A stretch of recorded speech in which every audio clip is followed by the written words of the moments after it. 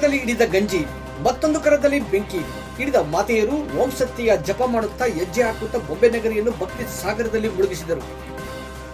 ಬೆಂಗಳೂರು ದಕ್ಷಿಣ ಜಿಲ್ಲೆ ಚನ್ನಪಟ್ಟಣ ನಗರದಲ್ಲಿ ಜನನಿತವಾಗಿರುವ ತಾಯಿ ಮಡಿಲು ಸೇವಾ ಟ್ರಸ್ಟ್ ಆಶ್ರಯದಲ್ಲಿ ಓಂ ಶಕ್ತಿ ಅಮ್ಮನವರ ಗಂಜಿ ಪೂಜೆ, ಬೆಂಕಿ ಪೂಜೆ ಹಾಗೂ ಜಾತ್ರಾ ಮಹೋತ್ಸವ ಅದ್ದೂರಿಯಾಗಿ ಅರ್ಥಪೂರ್ಣವಾಗಿ ಜರುಗಿತು.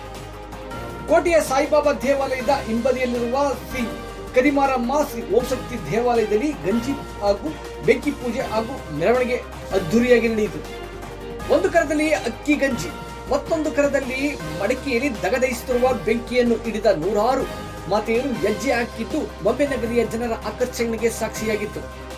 ಕೋಟೆ ಮಾರಮ್ಮ ದೇವಾಲಯ, ಕಾಳಿಕಾಂಬ ದೇವಾಲಯ, ಕೊಲ್ಲಾಪುರದಮ್ಮ ಶ್ರೀ ಲಕ್ಷ್ಮೀ ದೇವಾಲಯ, ಜೆಸಿ ರಸ್ತೆ, ಎಂಜಿ ರಸ್ತೆ, ರೈಲ್ವೆ ನಿಲ್ದಾಣ ರಸ್ತೆ, ಡಿಟಿ ರಾಮು ರಸ್ತೆ ಹಾಗೂ ನಗರದ ವಿವಿಧ ಪ್ರಮುಖ ರಸ್ತೆಗಳಲ್ಲಿ ಮೆರವಣಿಗೆ ಸಾಗಿತು. ಇದೇ ಸಂದರ್ಭದಲ್ಲಿ ತಾಯಿ ಮಡಿಲು ಟ್ರಸ್ಟ್ ಆಶ್ರಯದಲ್ಲಿ ಅನ್ನ ಸಂತರ್ಪಣೆ ಆಯೋಜಿಸಲಾಗಿತ್ತು. ಸಾವಿರಾರು ಮಂದಿ ಭಕ್ತಾದಿಗಳು ಮಹಾತಾಯಿಯ ಪ್ರಸಾದ ಸ್ವೀಕಾರ ಮಾಡಿ ಧನ್ಯರಾದರು.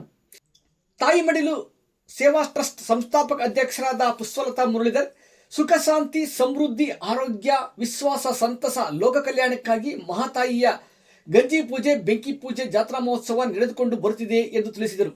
ಈ ಸಂದರ್ಭದಲ್ಲಿ ತಾಯಿ ಮಡಿಲು ಟ್ರಸ್ಟ್ ಪ್ರಧಾನ ಕಾರ್ಯದರ್ಶಿ ಸುಮಿತ್ರಾ ಗಂಗರಾಜ್, ಕಾರ್ಯದರ್ಶಿ ಚಂದ್ರಶೇಖರ್ ಹಾಗೂ ಟ್ರಸ್ಟಿಗಳು, ದೇವಾಲಯದ ಪ್ರಮುಖರು ಹಾಜರಿದ್ದರು.